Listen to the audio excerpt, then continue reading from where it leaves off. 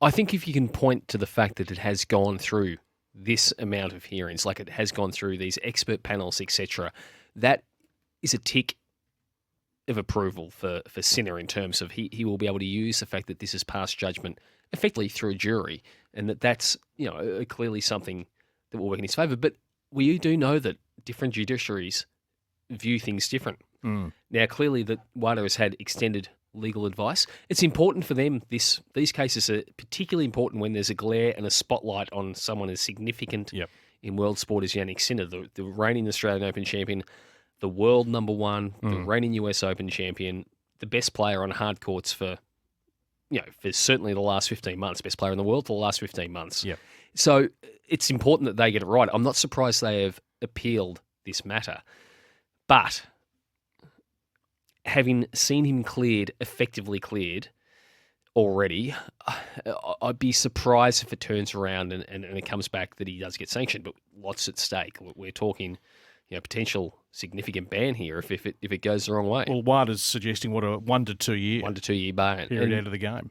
And by the way, when you take 1 to 2 years now, similar to what Simona Halep is, she's getting some wild cards, etc. But basically, that's points gone. Yep. It's a long road back now. Someone like Sinner, who is exceptional, you would think he'll be able to make his comeback. But nonetheless, it's a daunting challenge, and it's a daunting thing, and we can see why he struggled with the stress through the period of when he was under investigation.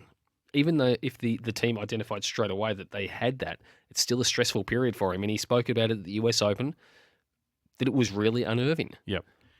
I don't think...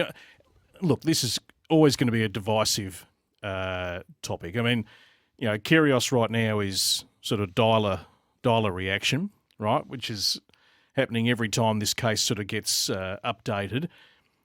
Clearly, there's people who have been annoyed from the outset as to how his cases transpire compared to their case, whether they're ranked 400, 200, 300, and it's dragged out 2 years. And obviously the Sinner camp got on the front foot. They identified what the problem was very early. So, but just listening to Paul and to Mark, they're two voices that I respect enormously. I mean, I can't find anyone bar a very small minority who are questioning the integrity of Jannik Sinner from everything we've seen. So we know what his on-court deeds are, but this is a young man who's carried himself beautifully as a human, and he's got one of the best, if not the greatest coach in the history of the sport, Darren Cahill, who's taken 4 players to world number 1 in his camp, who only associates with decent human beings as well. So, look, from the outside, it's a tough one to totally assess, and we know that the Court of Arbitration for Sport, I mean, this could move swiftly, or it could,